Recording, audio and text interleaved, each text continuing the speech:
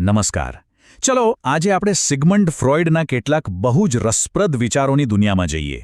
એવા વિચારો જે આપણા મનની અંદર શું ચાલી રહ્યું છે અને આપણે અમુક રીતે કેમ વર્તન કરીએ છીએ એના રહસ્યો ખોલે છે.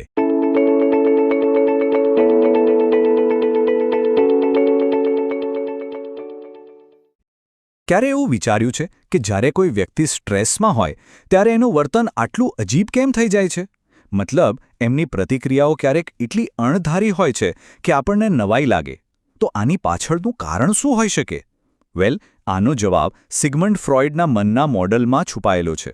ચાલો આજે આ જ રહસ્ય પરથી પડદો ઉઠાવીએ. તો ફ્રોઇડના હિસાબે આપણું મન છે ને એ કોઈ યુદ્ધના મેદાનથી ઓછું નથી. અંદર ને અંદર સતત એક લડાઈ ચાલતી હોય છે અને આ જ લડાઈ નક્કી કરે છે કે આપણે કેવું વર્તન કરીશું અને આપણને કેવું લાગશે. તો આ યુદ્ધભૂમિમાં છે કોણ? સમજો કે 3 મુખ્ય ખેલાડીઓ છે. પહેલો છે ઈડ, એકદમ જિદ્દી બાળક જેવો. એને તો બસ જે જોઈએ એ તરત જ જોઈએ, કોઈ રાહ નહીં. પછી આવે છે સુપર ઈગો. આ છે આપણા મનનો કડક જજ. એ હંમેશા આપણને યાદ કરાવે છે કે શું સાચું છે, શું ખોટું છે, શું કરવું જોઈએ અને શું નહીં. અને આ બંનેની વચ્ચે બિચારો ફસાયેલો છે ઈગો. એનું કામ છે રિયાલિટી ચેક કરવાનું, એટલે કે વાસ્તવિક દુનિયાને ધ્યાનમાં રાખીને આ બંનેની વચ્ચે સમાધાન કરાવવાનું. તો પ્રોબ્લેમ ક્યાં થાય છે? જ્યારે ઈડની મને હમણાં જ જોઈએ વાળી જીદ અને સુપર ઈગોના ન આ ખોટું છે વાળા નિયમો, આ બંને વચ્ચે ટક્કર થાય ત્યારે ઈગો પર જબરજસ્ત પ્રેશર આવે છે. અને આ જ પ્રેશરના કારણે આપણને ચિંતા, ડર અને ગિલ્ટ જેવી ફિલિંગ્સ આવે છે.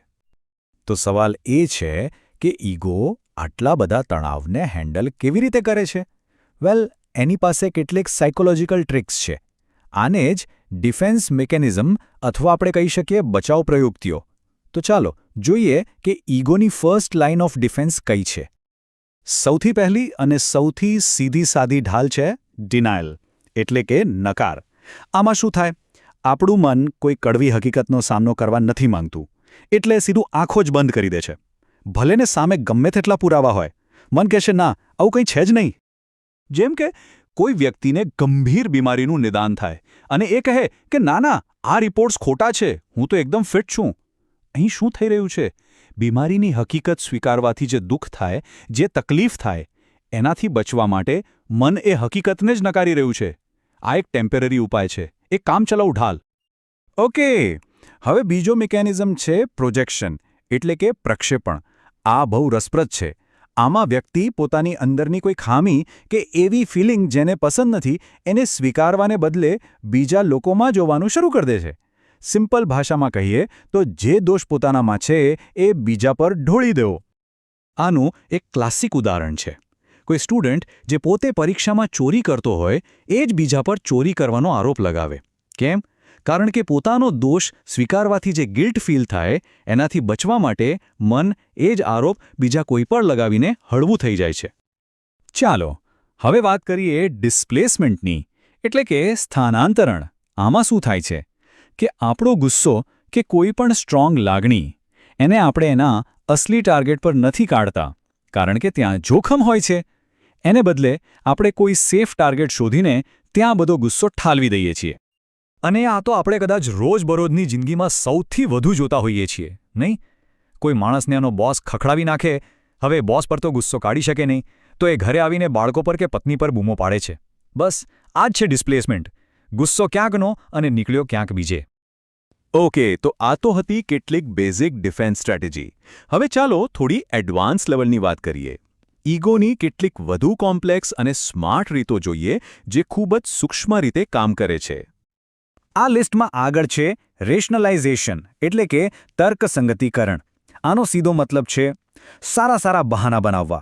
મતલબ કે પોતાની ભૂલો કે નિષ્ફળતા માટે સાચું કારણ આપવાને બદલે એવા લોજિકલ લાગતા કારણો આપવા જેથી આપણે ખરાબ ના લાગીએ. આનાથી આપણી સેલ્ફ રિસ્પેક્ટને ઠેલ્સ નથી પહોંચતી.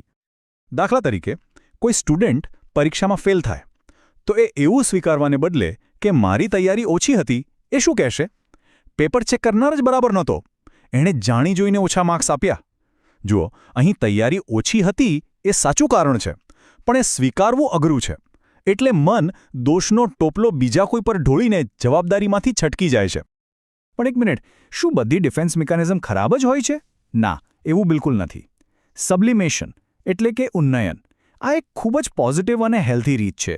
આમાં વ્યક્તિ પોતાની નેગેટિવ એનર્જી કે ઈચ્છાઓને કોઈ સારા ક્રિએટિવ કે સમાજ માટે ઉપયોગી કામમાં વાપરી નાખે છે. આનું બેસ્ટ ઉદાહરણ છે, માની લો કે કોઈ વ્યક્તિમાં ખૂબ જ ગુસ્સો કે આક્રમકતા ભરેલી છે. હવે એ આ એનર્જીને લડાઈ ઝઘડામાં વાપરવાને બદલે જો એ બોક્સર કે કોઈ સારો એથ્લીટ બની જાય તો?